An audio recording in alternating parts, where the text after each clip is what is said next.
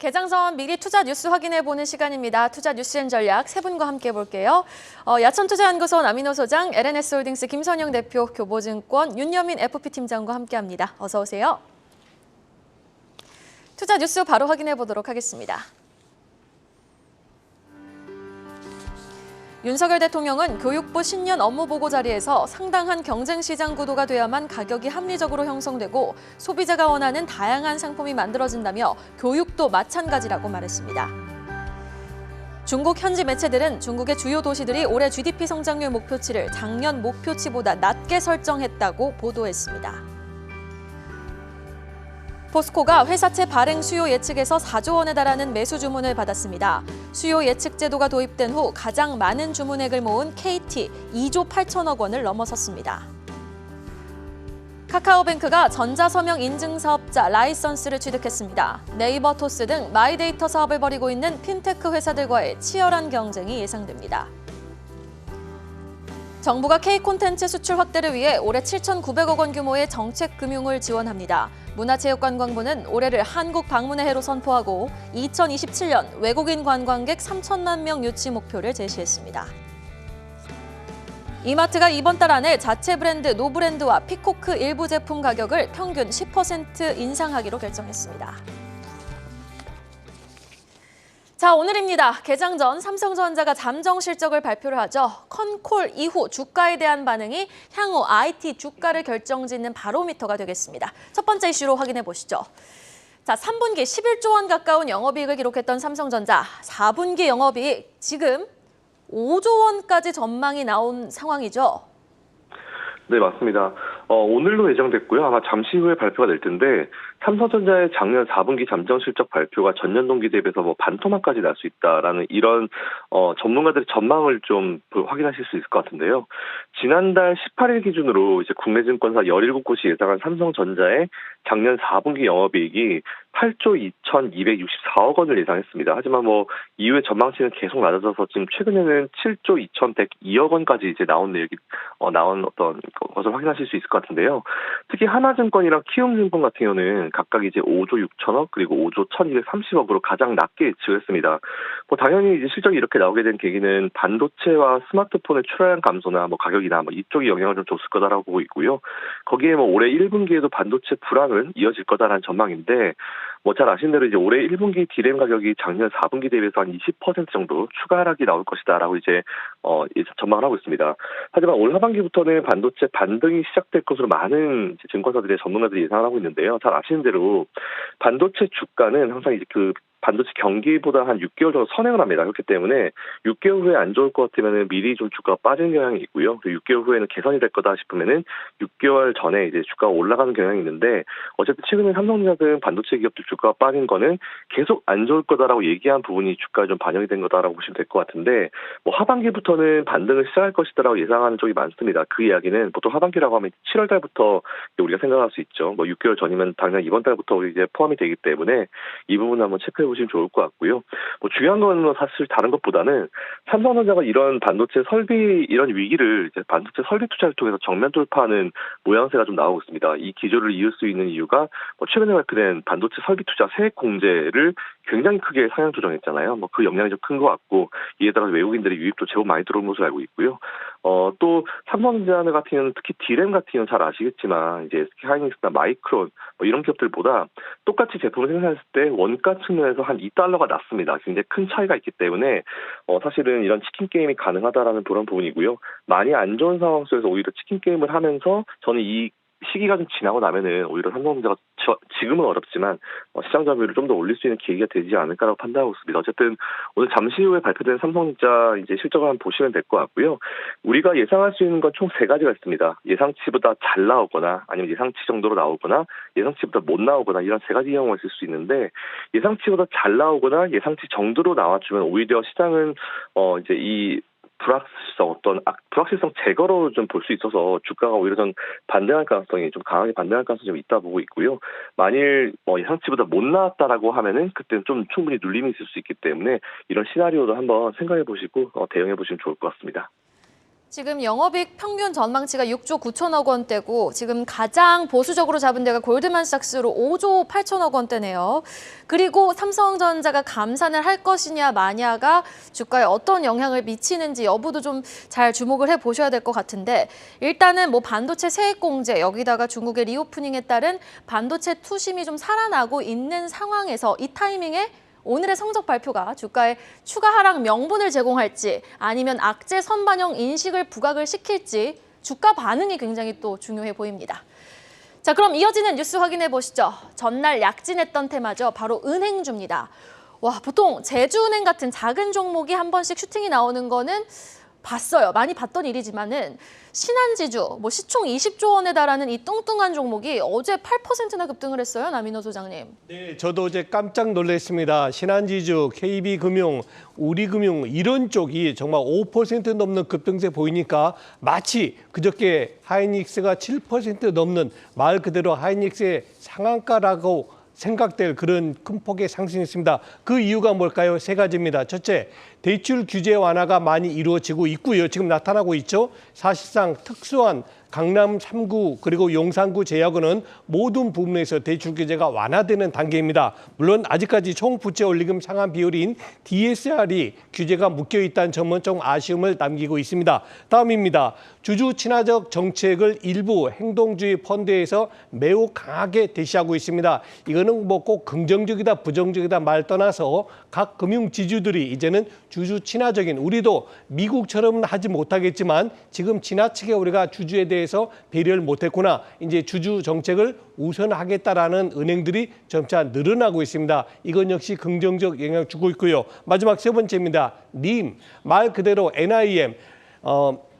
네트 인터레스트 마진이죠. 순이자 마진이 최근에 0.09%가 올랐답니다. 이게 무슨 소리죠? 금년에 영업이익이 더 증가할 것이다 이 얘기입니다. 그런 가운데 일부 은행에서는 또 희망퇴직을 받죠. 이건 뭐죠? 은행이 영업은 잘 되는데 종업원을 더 줄인다, 근로자를 더 줄인다. 이 얘기는 앞으로 은행 가치가 더 올라간다는 얘기입니다. 그래서 제가 어제 여러분께 반지 차바 그랬죠. 반도체, 2차 전지, 자동차, 바이오 이렇게인데 하나 더 붙이겠습니다. 우리 코스피를 구축하는 것은 5개입니다. 반지, 차바, 금, 마지막으로 금융업종까지 포함을 시키고 여러분 포트폴리오에 편입을 시키시면 좋겠습니다. 네, 금융주에 대한 관심도 유효하다라고 진단을 내려주셨습니다. 그럼 이어서 중국으로 가볼까요? 여러분, 2023년 경제 키워드 경기 침체 아닙니까? 그래서 지금 글로벌 시장이 바라보고 믿고 있는 곳이 아주 적극적인 제로 코로나 완화 정책을 풀고 있는 중국입니다. 그런데 중국 지방 정부들이 올해 성장 목표치를 작년보다 낮춰잡고 있다고요? 김선영 대표님? 네. 중국 지방정부가 최근에 이제 방역 완화 기대감에도 올 성장 목표치를 낮추고 있는 것으로 이제 확인이 됐습니다. 대부분 중국 지방정부들은 경제를 살기 위해서 이제 홍콩 등에서 투자 촉진 활동을 이제 위해서 기업 대표단을 꾸리는 등 모든 노력을 기울이고 있는 상황인데요. 또한 두바이 등 중동 지역을 비롯해서 해외 시장 개척 그리고 해외 전기 참여 등 어떤 굉장히 많은 노력을 기울이고 있습니다. 이에 따라서 일부 지역에서는 경제 활동에 대해서 호전 기회가 나오고 있는 것으로도 확인이 일단 되고는 있는데요. 최근에 좀 확인해 보니까 베이징이나 광저우나 허난성의 정저우를 비롯한 대도시에서 식당과 택배 서비스 그리고 이제 영화가 많이 회복을 하고 있다 이런 얘기도 좀 나왔습니다. 하지만 잘 아시는 대로 최근에 이제 중국에서 코로나19 환자들이 크게 늘어나면서 우리나라를 포함해서 많은 국가들이 이제 중국발 여행기, 이제 비행기 쪽에 더 타이트한 검역 조치를 진행 중입니다. 이에 따라서 리오프닝을 준비하던 항공사들이나 특히 저비용 항공사들 고민이 더 깊어진다는 그런 소식이 나오고 있는데요. 어쨌든 이런 분위기를 좀 감안해서 중국의 각 지방 정부가 방역 완화가 되고 있긴 하지만 올해 성장 목표치를 조금 하향 조정을 하면서 그래도 너무 큰 기대감보다는 그래도 어느 정도 기대감을 눌러주는 액션이 나오는 게 아닌가라고 생각하고 있습니다.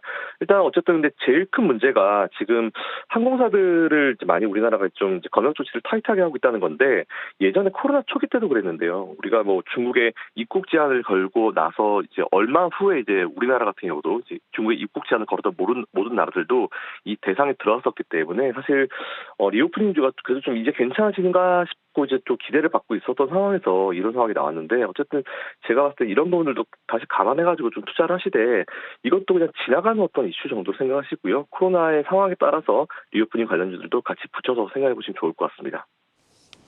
이 중국이 리오프닝이 되는 과정에서 코로나 확산세가 정점을 찍고 서서히 감소하는 시나리오를 우리는 좀 예상을 해볼 수 있을 텐데요. 그럼 중국 리오프닝 테마도 종류가 굉장히 다양하지 않습니까? 윤여민 FP팀장은 앞으로 어떤 종목의 추가 상승 여력을 가장 강력하게 또 예상을 하고 계십니까? 예, 일단은 지금 중국 리오프닝 관련돼서 확실히 이제 긍정적인 뉴스보다는 최근에 좀 부정적인 뉴스가 훨씬 더 많이 나오는 것 같습니다. 특히 이제 중국의 코로나19에 관련된 부분들이 좀 확실히 글로벌로 퍼지게 된다고 하면 결국은 다시 한번 코로나19 관련돼서 우리나라뿐만 아니라 글로벌적으로 봤을 때도 좀 방역에 대한 부분을 다시 신경 써야 되는 부분이 있기 때문에 지금 뭐 이제 공항 쪽에서 고강도 지금 어떻게 보면 검역이 이루어질 것으로 보이고 있는데 그럼에도 불구하고 지금 중국 정부에 대한 정책 방향성은 뚜렷하다라고 볼 수 있을 것 같습니다. 아무래도 이제 시진핑 주석의 3연임에 대한 부분들 이제 3월까지 인준을 마치고 어떻게 보면 중국에 대한 이제 내수를 좀 부양하려는 부분 때문에 이렇게 좀 어떻게 보면 강도 높은 제가 볼 때는 좀 강력한 기조가 좀 이어지고 있지 않나라는 생각을 하고 있기 때문에 지금 상당히 힘든 시간입니다만 그래도 정책적으로는 계속해서 리오프닝에 대한 부분을 좀 짚고 넘어갈 것으로 보이고 있고 이에 따라서 현재 리오프닝 어떤 종목들이 좀 조정을 받고 있습니다만 오히려 관광객의 숫자가 좀 제가 볼 때는 늘어날 수밖에 없는 그런 상황이 아닐까라는 생각을 하고 있습니다. 뭐 그런 측면에서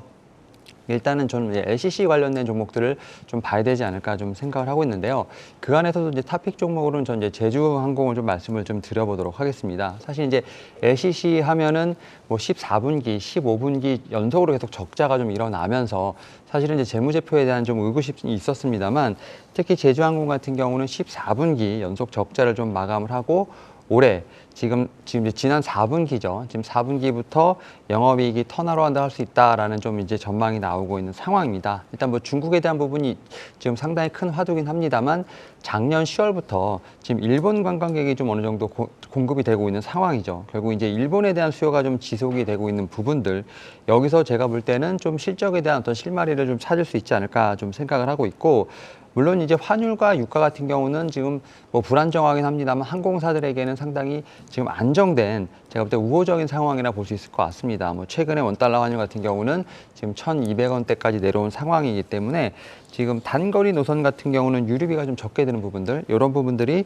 좀 제가 볼 때는 하나의 좀 유리한 방향이 아닐까라는 좀 생각을 하고 있습니다. 뭐 이런 측면에서 뭐 지금 실적 시즌 지금 펼쳐지는데 제주항공 같은 경우는 작년 4분기 뭐 8억 원 영업이익 8억 원 별로 크진 않습니다만 이제 올해 1분기에 470억으로 완연하게 턴어라운드 될 수 있는 부분이 있기 때문에 제주항공에 대해서 좀 말씀을 드려보도록 하겠고 두 번째로는 이제 저는 여행 다수 상당히 좀 좋게 보고 있습니다. 바로 이제 하나투어 뭐 대장주라고 좀 말씀드릴 수 있을 것 같은데 이 종목도 이제 그 LCC와 마찬가지로 작년 10월부터 지금 일본의 항공권이 좀 공급이 되면서 일본양 매출이 확실히 좀 늘어나고 있는 부분이 있다라고 말씀드릴 수 있을 것 같습니다. 물론 이제 2019년 대비했을 때 4분의 1 정도밖에 지금 회복하진 않았습니다만 그럼에도 불구하고 지금 이제 회복세가 좀 완연한 국면에 지금 도달하는 부분이 있다라고 말씀드릴 수 있을 것 같고 지금 이제 중국 리오프닝 관련돼서는 분명히 빠르게 진행되고 있다는 점. 물론 이제 이런 부분들이 제가 볼 때는 바로 실적에 잡히진 않겠습니다만 올해 하반기 정도부터는 패키지 여행 수요에 대한 부분들 회복 가능하지 않을까라는 좀 생각을 하고 있습니다. 뭐 그런 측면에서 지금 이제 LCC랑 지금 하나투어를 좀 말씀을 드렸고 지금 관련돼서 종목들이 좀 상당히 빠르게 선순환이 돌고 있습니다만 제가 말씀드렸던 종목 이외에도 뭐 호텔신라 이런 종목들 같은 경우는 지금 기관과 연기군의 수급이 계속 들어가고 있다는 점, 방향성이 좀 뚜렷한 점에서 봤을 때 오히려 한 1분기 정도는 분명히 좀 트레이딩 가능한 영역으로 좀 보고 있습니다. 어떻게 보면은 지금 중국인 입국 제한 문제로 인해서 좀 타격을 받을 만한 테마죠. LCC 지금 여행 관련 종목들의 추가 상승 여력을 진단해 주셨고 또 제가 기억하기로는 연말 때 관심 종목으로 호텔신라를 가지고 오셨었는데 그때 이후로 추가 상승을 했거든요. 그런데 앞으로도 지금 시점에서도 추가 상승 여력 충분하다라고 진단을 해 주셨습니다. 자, 이어지는 기사 보겠습니다. 자동차주들도 이제 바닥은 확인한 걸까요? IRA법 일부 개정 등 연말 연시에 연이은 호재성 뉴스가 들려오는 현대기아차 뉴스도 한번 확인해 보도록 할게요. 작년에 참 자동차주들은 대외적으로 어려운 환경을 맞았습니다. 그럼에도 불구하고 현대차와 기아, 지금 미국 시장에서 역대 두 번째로 많은 차량을 판매를 했다고요? 네, 그렇습니다. 작년에도 우리 현대 기아차가 미국에서 선전을 했는데요. 그 성적표를 말씀드리겠습니다. 현대 기아차는 작년에 미국 시장에서 147만 4천 대를 판매했습니다. 팔았습니다. 신차 기준입니다. 자, 그러면 1등, 2등, 3등, 4등이 어딘가를 말씀드리겠습니다. 1등은 GM입니다. GM이 225만 대, 2등이 토요타, 3등이 그냥 2등 토요타는 단정 짓기 어렵습니다. 왜냐하면 포드하고 똑같이 210만 대이기 때문에 2등, 3등이 왔다 갔다 하고요. 4등이 누구냐? 바로 스텔란티스, 유럽하고 미국의 아이오카가 유명한 그 합작사죠. 스텔란티스가 155만 대고요. 5위가 드디어 현대 기아차가 147만 대인데 저는 스텔란티스를 현대 기아차가 앞섰다고 봅니다. 왜 그러냐면은 현대 기아차에는 뭐가 있냐면요. 펠리세이드라든가 제네시스라든가 프리미엄급 브랜드 있지 않습니까? 훨씬 자동차 한 대 가격이 다른 스텔란티스 가격의 2배가 넘는 그런 아주 고급 승용차죠. 저는 그래서 이것이 1년만 그런 게 아니고 2년 연속입니다. 2021년도에도 그랬고 작년에도 계속 판매 순위로 5위를 유지하고 있기 때문에 아마 빠르면 금년에 2023년도에는 현대 기아가 스텔란티스를 이기고 이제 말 그대로 신차 판매 4위로 등극하지 않겠냐 하는 기대를 갖습니다. 핵심은 뭡니까? 가격입니다. 현대차 아직도 15만 9천 원, 기아차 아직도 6만 1천 원에 있습니다. 정말 지나치게 저평가된 것이 아닌가. 현대차 기준에서 적어도 18만 원까지는 충분히 상승 여력이 있다. 이렇게 말씀을 드리겠습니다. 현재 주가 수준 정말 저평가되어 있다라고 정리를 해주셨는데 사실 작년에는 현대차, 기아가 양호한 실적을 올렸지만은 올해 상황은 녹록치 않은 게 사실입니다. 윤여민 팀장님. 고금리, 경기 침체에 대한 우려가 확산되고 있는 상황에서 IRA 입법 영향이 이제 본격화되잖아요.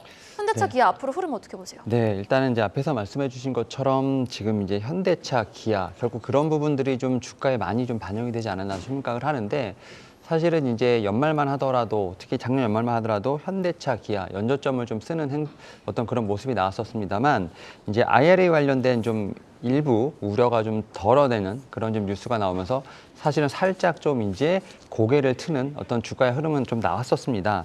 결국 이제 뭐 실적과 관련된 부분들도 상당히 중요하지만 자동차 이제 이런 섹터들 같은 경우는 결국은 IRA 관련된 부분들, 전기차의 판매 관련된 부분들이 좀 더 주가에 반응하지 않을까 좀 생각을 하고 있고 특히 이제 미국에서 IRA 관련된 부분들이 좀 어느 정도 좀 이제 리스와 관련된 부분에서는 조금 숨통을 트이는 부분도 있겠습니다만 결국은 이제 IRA를 조금 더 실질적으로 우회할 수 있는 방법들에 대한 연구는 계속 필요하지 않을까라는 좀 생각을 하고 있고 여기에 이제 미국뿐만 아니라 뭐 내수 그다음에 이제 유럽과 관련돼서 전기차 판매에 대한 부분들이 계속해서 체크가 돼봐야 되지 않을까 좀 생각을 하고 있습니다. 다만 이제 4분기 이제 작년 4분기 실적과 관련돼서는 뭐 지금 호실적이 이어질 것이다라는 얘기가 있는 부분도 있고 특히 이제 실적과 관련돼서 올해도 좀 긍정적인 좀 전망은 있습니다. 특히 이제 뭐 올해 영업이익 같은 경우는 뭐 10조 원대 그래서 뭐 기아 같은 경우도 지금 영업이익 한 6조 8천억대가 좀 예상되는 부분이 있기 때문에 실적 같은 경우는 제가 볼 때는 좀 계속해서 뭐 작년과 마찬가지로 호실적에 대한 부분은 좀 이어나가지 않을까 좀 생각을 하고 있는데 이 자동차 섹터는 실적도 중요하지만 앞에서 말씀드렸던 뭐 전기차 판매량이든지 IRA 관련된 부분들이 좀 더 민감하게 반응한 부분이 있기 때문에 이러한 좀 뉴스플로우를 좀 계속 체크를 해보면서 이 두 종목에 대한 어떤 주가의 흐름을 봐야 되지 않을까 생각하고 있습니다. 일단은 흘러나오는 뉴스플로우가 앞으로 주가 추이에 좀 영향을 줄 것이다. 지금 좀 단정 지을 수 없는 수준이다라고 말씀을 해주셨어요. 자, 이렇게 자동차도 안 팔릴 거다. 경기 침체 우려의 목소리는 커져만 가는 가운데 다음 소식 보시죠. 먹고 살기도 이렇게 점점 팍팍해져서 어떡합니까? 저가 상품의 대명사로 인식되어 있죠. 이마트의 피코크, 노브랜드도 가격을 인상한다고 합니다. 어떤 내용인가요? 김선영 대표님. 네, 이마트가 자체 브랜드죠. 보통 이제 우리가 PB 브랜드라 부르는 노브랜드와 피코크 일부의 제품 가격입니다. 일단 일부입니다, 여러분들. 다가 아니고요. 일부의 제품 가격을 10% 내외로 인상한다는 소식입니다. 일단 뭐 잘 아시는 대로 작년에 10월 달부터 12월 달까지 3개월 동안 우리는 안 올리겠다, 동결하겠다라고 이제 선언을 하고 나서 사실 원부자재 가격이 계속 많이 올랐잖아요. 이제 이에 대한 부담이 계속 느껴오기 때문에 가격 인상이 좀 불가피해진 탓이 크다라고 좀 판단하고 있습니다. 일단 제가 또 살펴보니까 또 어쩔 수가 없는 부분이 우리나라 한국 물가 정보에 따르면은 지난달에 이제 밀가루 가격이 2017년도보다 자그마치 46.9%가 증가했다고 합니다. 이 정도가 증가하니까 아무리 대량으로 싸게 구매해올 수 있는 대형 기업이라 하더라도 아무래도 이제 원부자재의 부담을 느낄 수밖에 없을 거다라고 좀 판단하고 있고요. 근데 항상 제가 가격이 많이 올라갔다라는 거를 봤을 때 여러분들이 어떻게 생각하셔야 되냐면은 내가 이거를 소비자의 측면으로 바라보느냐 아니면 투자자의 측면으로 바라보느냐 사실 우리는 두 가지 모두 이제 해당이 되는데 이렇게 잘 판단하시라고 말씀드린 적이 있습니다. 왜냐하면은 소비자로서는 당연히 가격이 올라가는 게 부담스럽습니다. 이게 안 올라갔으면 좋겠고 이제 참 먹고 살기가 팍팍해진다라는 그런 생각을 할 수 있는데 오히려 투자자의 입장으로 봤을 때 우리가 어떻게 생각을 해야 되냐면은 어차피 이제 판매하는 제품의 가격이 올라갑니다. 근데 아시는 대로 원부자재 가격이 지금 좀 올랐지만 그래도 많이 안정을 찾고 있는 그런 상황이거든요. 근데 기업들 잘 아시는 대로 이제 이런 어떤 가격을 올릴 수 있는 핑계거리가 있으면 가격을 올리고 나서 거의 나중에 안 내리죠. 그 얘기가 무슨 얘기냐면은 원부자재 가격이 이제 완전히 안정을 찾게 되면은 그만큼 이제 판매할 때 가격은 더 올라가기 때문에 전체적인 어떤 수익은 증가하게 되죠. 대신 비용 부분이 부담이 없어지기 때문에 결과론적으로 이제 실적에 좋은 영향을 주게 됩니다. 이에 따라서 항상 이런 이슈를 볼 때는 이제 우리가 소비자 측면으로 봐야 될 것인가, 투자자 측면으로 봐야 될 것인가 잘 판단할 필요가 있는데요.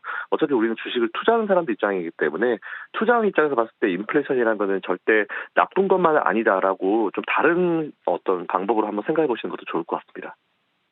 네, 사실 이마트가 가격 인상을 단행했다는 거는 좀 의미가 있어 보입니다. 왜냐하면은 연말 때 또 행사를 했어요. 착한 치킨이라고 해가지고 치킨 한 마리에 7,800원이라고 해서 저도 줄 서서 한번 들어가 봤거든요. 그런데 이마트까지 가격을 인상한다는 거는 정말 이제는 정말 갈 곳이 없다. 인상을 해야 된다라는 수준인 것 같은데 사실 음식료품 관련 종목들에게는 수혜가 될 수 있는 뉴스 같아요. 대형마트, 음식료품 관련해서 전략은 좀 어떻게 가져갈까요? 예, 저는 이제 이마트, 이제 롯데마트 같은 이제 대형 유통사들과 관련돼서 이제 가격을 올리는 부분도 있겠습니다만 제가 이제 주목하고 있는 건 아무래도 이제 정책과 관련된 부분이라고 좀 말씀을 드려야 될 것 같은데 대형마트 영업 규제 개선에 관련된 부분들이 지금 논의가 되고 있는 것으로 알고 있습니다. 특히 이제 어떻게 보면 쉬는 거, 일요일 날 쉬는 거에 대해서 지금 이제 이 옮기는 부분, 그러니까 휴업일을 좀 평일로 지정하겠다는 어떤 좀 방안이 나오고 있다는 부분들, 이 부분 제가 볼 땐 주목해봐야 되지 않을까 생각하고 있고요.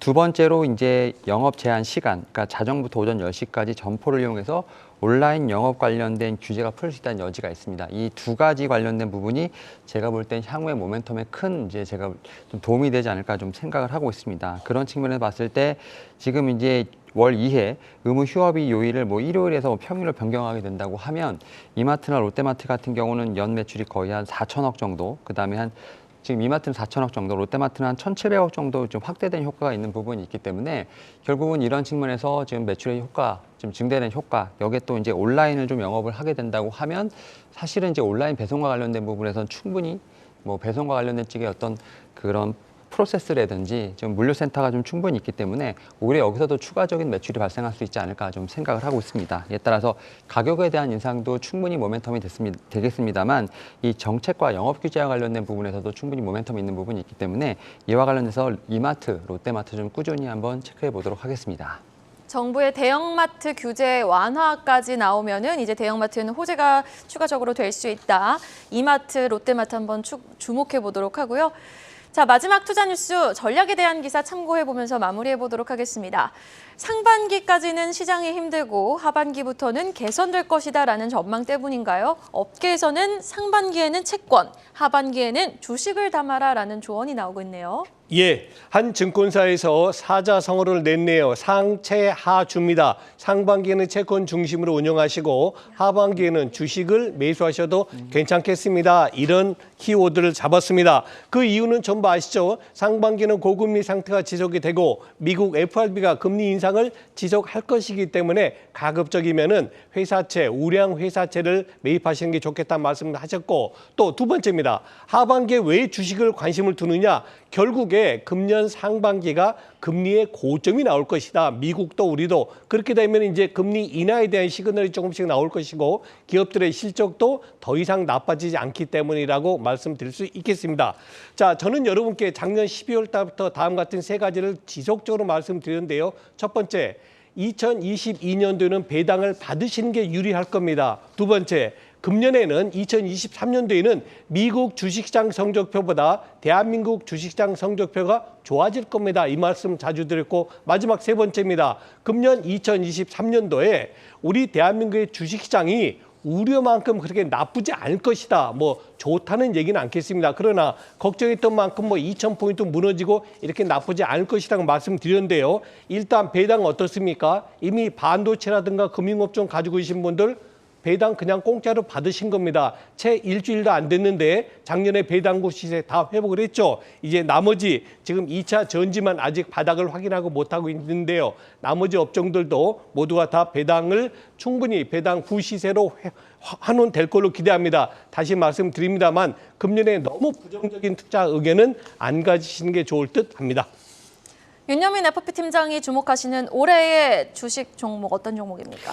예, 일단은 저는 좀 대형주 중에서 SK하이닉스 반도체 쪽에서 좀 말씀을 좀 드릴 수 있을 것 같습니다. 지금 뭐 삼성전자 얘기가 계속 나오고 있습니다만 결국은 이제 삼성전자의 어떤 감산에 대한 부분이 분명히 트리거가 된다고 하면 가장 좀 반응할 수 있는 게 SK하이닉스가 아닐까 좀 생각을 하고 있고 실적과 관련된 부분들 분명히 이제 마이너스에 대한 부분들이 좀 계속 얘기가 나오고 있습니다만 그런 부분을 하더라도 주가는 충분히 좀 선반영이 되지 않았나 좀 생각이 들고 있고 추가적인 뭐 캐펙스 축소가 좀 불가피한 부분들 결국 주가는 좀 바닥을 확인하지 않았나 좀 생각이 들면서 SK하이닉스 같은 경우는 좀 채권으로 좀 제가 볼 때 생각을 하시면서 좀 장기적인 투자 분명히 좀 필요하지 않을까 좀 생각을 하고 있고 하반기에 좀 제가 봐야 할 종목 주식으로는 좀 에코프로 BM 한번 좀 말씀을 좀 드려보도록 하겠습니다. 특히 이제 에코프로 그룹 같은 경우는 올해 매출 지금 10조 원 정도로 잡았습니다. 특히 이제 매출이 1년 만에 거의 2배 가까이 좀 늘어나는 셈인데 그 가운데서도 에코프로 BM의 어떤 활약이 분명히 올해도 기대가 된다 말씀드릴 수 있을 것 같습니다. 특히 이제 올해부터